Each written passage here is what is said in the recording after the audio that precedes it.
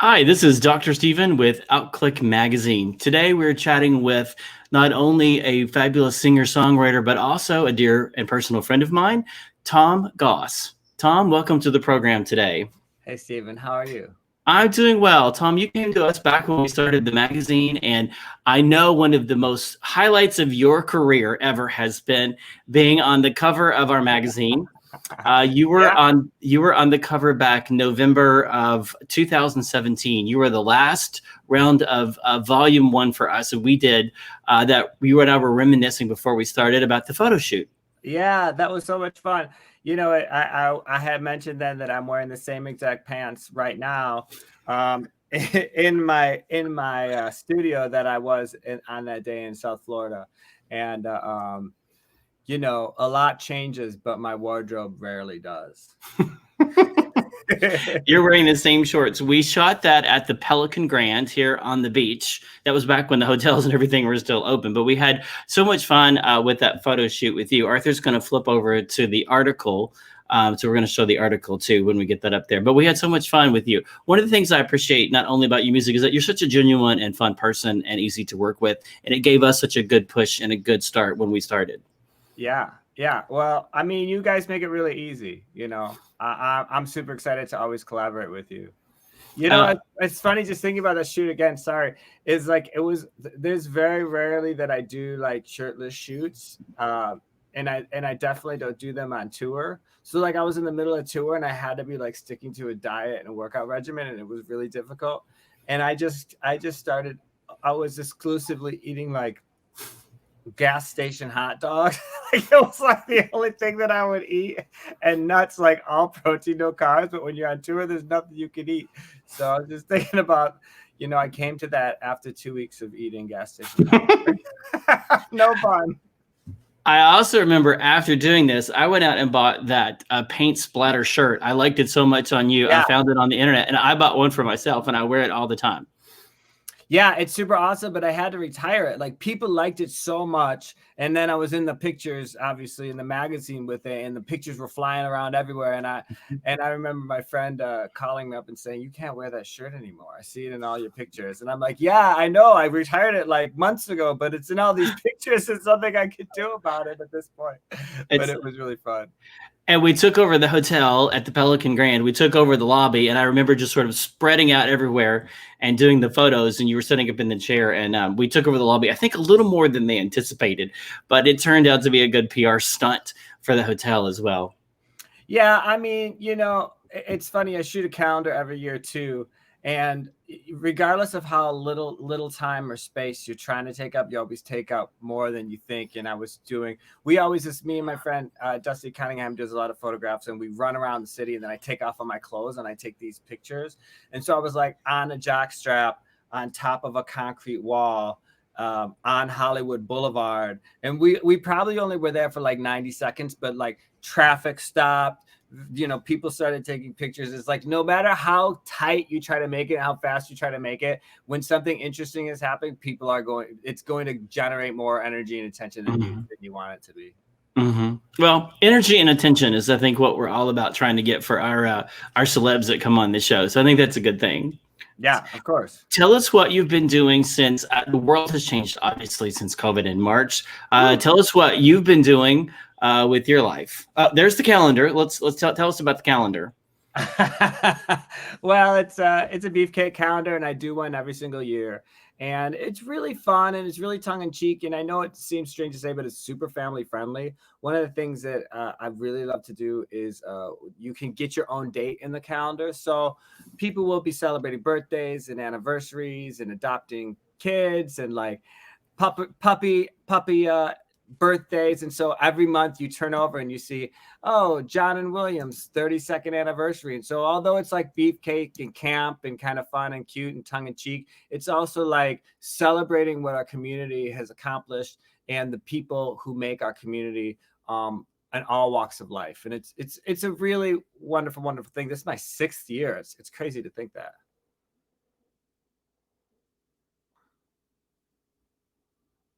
Did I lose you? I'm sorry. Am I still here? Can you hear me now? I can hear you now. There we go. I think I removed myself. Every time I touch it, I mess it up. I need to let Arthur just handle it. Tell us about how you can get your own date in the calendar. Well, you have to pre-order in the next 2 weeks. TomGossmusic.com shop, and when you buy the calendar, you'll be asked if you want to customize it and have your own date in the calendar, and you can just add that onto the calendar. And it's simple as that. And then I'll email you. This is where it's a little complicated. You'll order it, you'll be like, well, how do I do that? And then 10 minutes later, you'll get an email from me, and I'll be like, hey, how's it going, Steven? I'm glad you got a customized calendar. What do you want to celebrate? What date do you want? Do you want to include a picture? And it's really everything I do, I do everything. I think people think that there's this team of people around me, but there's really not for the most part. And so it's really great because it really is a mom and pop shop. And I really do love the people that help support me and that help encourage me. And then I'm writing this music about, and then I'm doing this music for, and I'm always the person that's going to be interacting with you. So if you buy a calendar, you'll get an email from me, and then we'll have a little conversation about the awesome thing you want to celebrate. Tommy, you're one of the most hardworking people that I know. You've got you're touching everything and putting everything together. I always appreciate that about you. Thank you. Tell us about Nerdy Bear. That's one of the videos that you've had come out this year. We're going to play in the background the video part of it. Tell us about that you had. Well, it's actually kind of funny because in a lot of ways it wasn't my idea. You asked what's been going on in the quarantine, and this was early on in the quarantine. I would say like May, and I had released Dancing in My Room in April as an attempt to try to turn it into something fun, and then it just kept extending. Like this idea of being home kept extending. And one of the ways in which I was coping was I was eating edibles and making ice cream every single night. It was pretty much what I was doing every day. I'd do my live feed, and then I'd be like, "Phew, I made it through another day." And then that's what would happen. And one day, I was playing Animal Crossing, which I don't really get at all, and I never really got into, but everybody was saying how fun it was. So I was playing Animal Crossing, and this friend of mine on Instagram said, hey, you should come check out my island. And I'd never been to somebody else's island, so I was like, cool, whatever. And he walked me through the process how to do it, and I went to his island, and it was amazing, even though you still couldn't do anything. But it was still cool. So I was like, cool. So unbeknownst to me, he was taking like screen captures of me visiting his island, like sitting on his beach, sitting in his sofa. And he was posting them to this Facebook group called Bears Be Gaming, right? Eventually somebody tagged me, and then I saw this long list of bears gaming, and I just thought it was the most fun, hilarious thing ever. And so I started following this feed, and it was just making me laugh, and it was bringing me joy, and kind of like when it was darkest in the quarantine. And I woke up one day, and I went on Facebook, and this friend of mine said, hey, I had a dream that you wrote a song about nerdy bears. And I was like everything. I was like, oh my God, this is all I'm into right now because of this Facebook group. And now this guy's randomly telling me this dream. I was like, this has to happen. So I wrote Nerdy Bears, and had a friend of mine, Ned Douglas, who's brilliant. He mixed it all together and made it jump off the speakers like it does. And then I sent it to my friend Michael, who I've worked with on so many music videos before, just to make him smile and make him laugh. And he's like, let's make a video. And I was driving out east to go visit my husband's family for a while. And I stopped in New York City for 2 days, and we did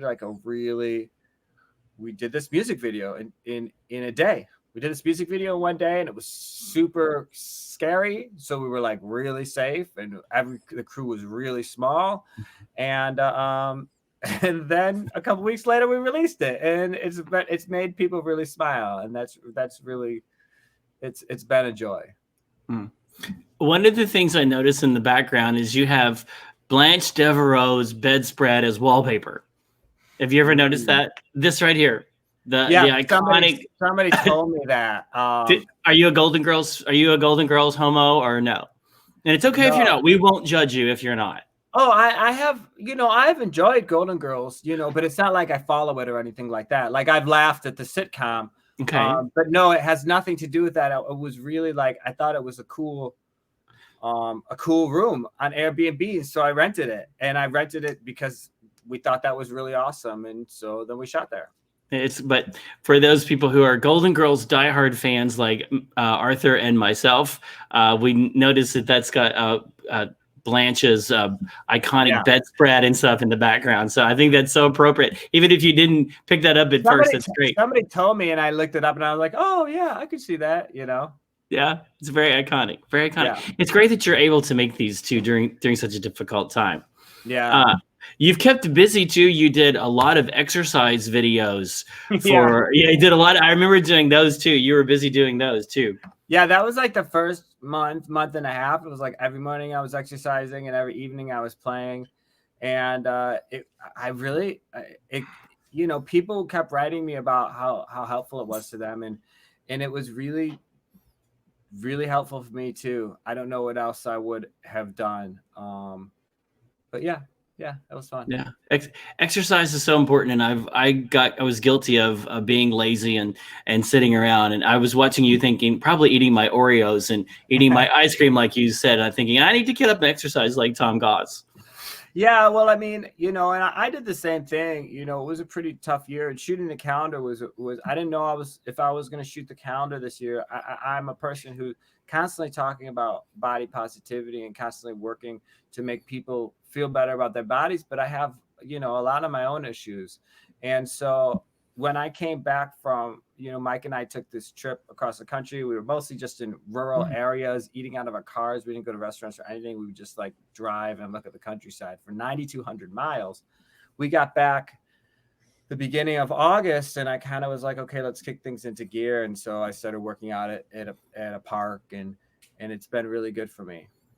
It's been really, really helpful. Working out has given me a whole new energy, and I've started running. I like hate running, but I've even been running a lot, and that's been really, really great. It's been a really great stress reliever for me, and I think a source of being happy late into 2020. And you said you took a road trip this year. I don't think is that something you? Maybe you posted it and I missed it. We didn't really talk about it. I mean, it was for me.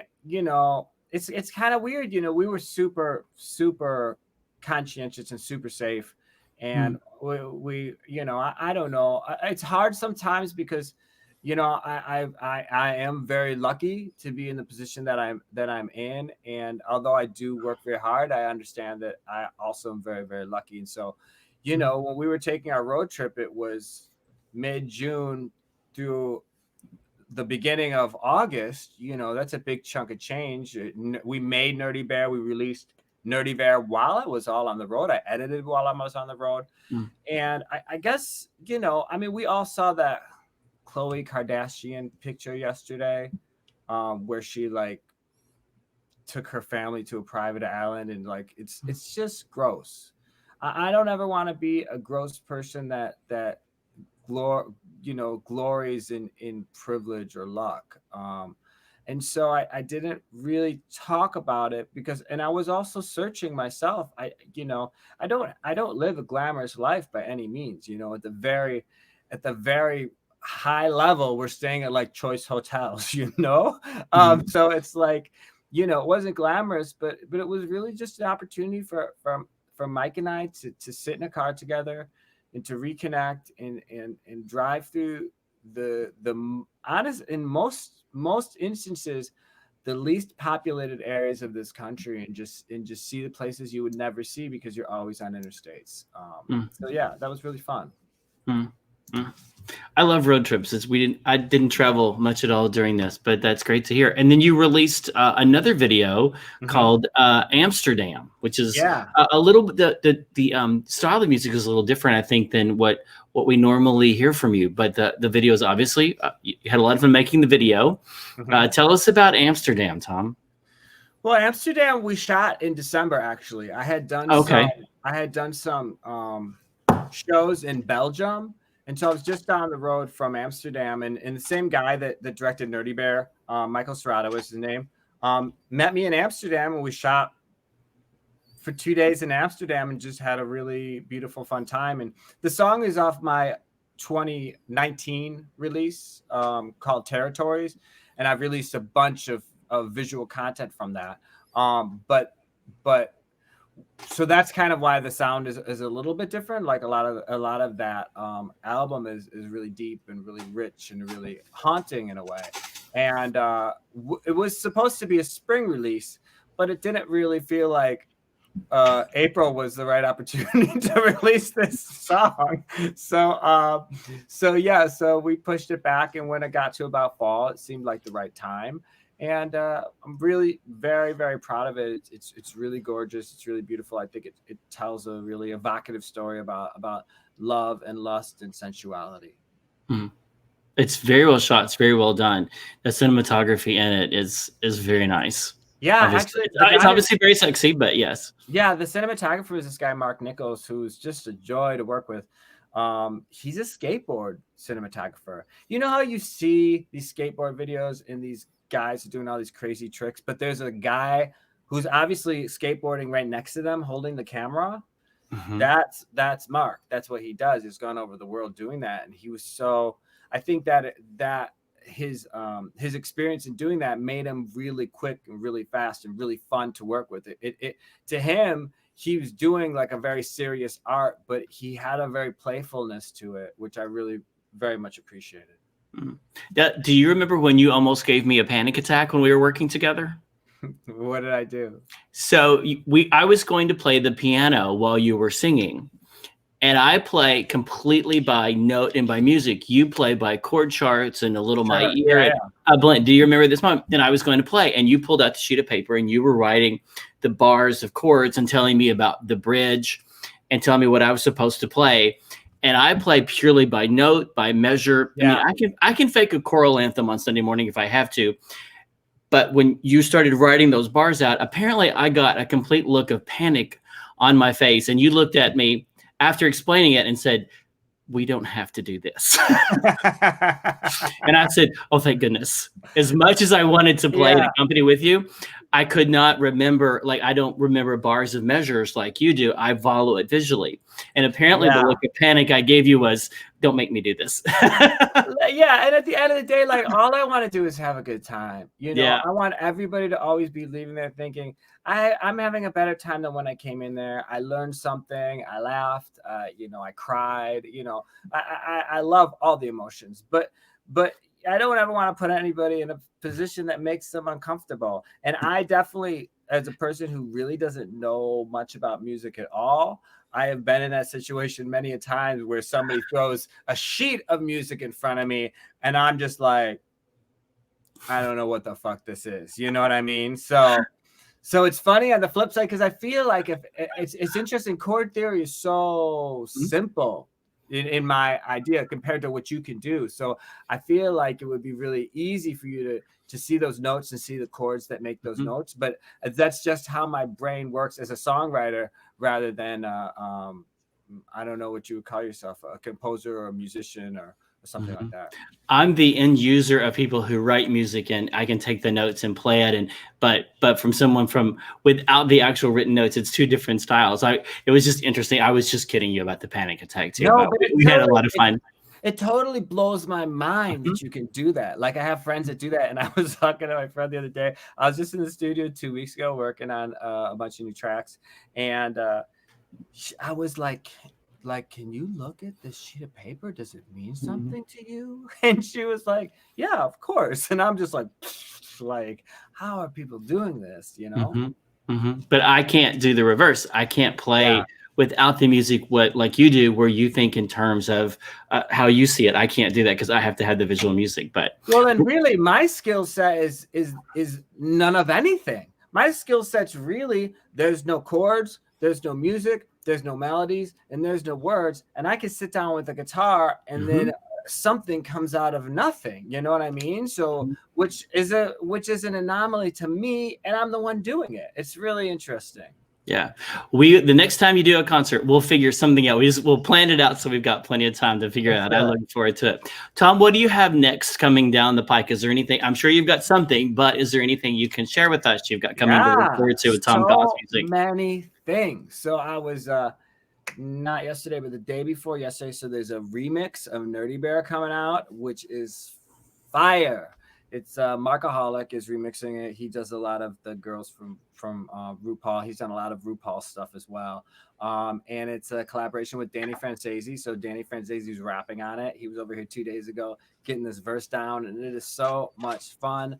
I was in the studio a couple weeks ago working on this. I don't know really what it is, but probably an EP. These 4 songs that are really lush and beautiful, and then there's this one just like slamming pop song, and working on another track that's a pride anthem, a dance bop pride anthem. Just been kind of like creating stuff, working on a couple podcasts, producing a couple podcasts, and I'm excited. I mean, I haven't been working on a ton of video stuff, but that's going to come. That's going to come really soon. And I'm just, it's kind of interesting. You know, this year has been horrible. And, you know, it's funny, like all of my greatest fears have come true. And I'm still okay. You know, and I think that was been a journey for me to get to that place, but I think I'm in that place, and now I'm just creating for me and for the people that love me, and that's really it. And I'm really excited about what the future holds. I don't have any release dates in mind for any of these things, but they'll be coming down the pipeline real soon. Good for you. Good for you. Well, the last 2 questions I ask everyone: is there anything we didn't cover that you want? Anything I didn't ask that you wanted to cover? I think you did the most wonderful job that anybody could have done. Just call me the gay male version of Barbara Walters. And the last question I ask everyone is, what words of encouragement do you have for people who are watching during these unprecedented times, Tom? You know, I can only speak from my experience. And the thing that has really, like I said, been my greatest fears coming true, and also my greatest source of strength, was this idea that I think we live in a world where we're always trying to accumulate. And this could be things, and this could be money, and this could be, you know, in my business, people. You know, you're trying to generate interest in what you're doing, which means accumulating fans or listeners or supporters or whatever that may be. And I think in my attempt to change and evolve and to grow and to be this and to be these other things, I stopped focusing on the people that already knew me and the people that already loved me and the people that were always going to be there for me, and that I didn't have to be anything other than myself for. And so I think that's a really great blessing of 2020 and the quarantine, and that all these fake people that you have in your life because you think they're supposed to be in your life, and they've all fallen to the wayside because our circles have gotten so tight, like that's a good thing. You don't have to re-engage. Like, stick with the people that make you feel good, that uplift you, that make you stronger, that make you confident, that help you be the person that you are supposed to be. And don't mess with these people that maybe aren't so nice to you, or maybe are like trying to get you to do something that you don't feel like you should be doing, you know? And that's the thing that's been the most helpful for me in 2020. And I would say, stick to those who love you. And I mean that really love you for you. I completely agree. And that is one of the takeaways I have taken away from this year as well. I completely agree. Completely. Arthur's reminded me you've got territories now on your website too. So we were going to pop that in before we cut out. By the way, love the cover. Love the photo. We put that the vinyl edition too. It looks like too. Yeah, there's a vinyl that's Franz Sozi, who's a brilliant photographer and visual artist, and Territories is my newest record, and it's beautiful. You should check it out. Well, we'll check that out too. Very good. We'll put up your website, Tom Goss Music. Obviously, easy to spell. Tom with 1 M and Goss with 2 S's. Tom Goss Music. And then Arthur will put up all of your social media. Your Facebook, Instagram, and all those. You got a lot of fun photos. Tom, you're always so much fun. We were introduced to. I'm not even for sure how we got introduced in the beginning, back when we started. I usually can remember. I don't remember how we stumbled across you, but anyway, if you've got the cover, it's on my screen. I can pull that back up again. But it was a fun cover and a fun shoot having you on. So, and again, thank you for joining us, Tom. We look forward to more things to come. And if you'd like to stay up on us, text OCQ to 22828. Thank you. Thank you. Have a great afternoon, everyone.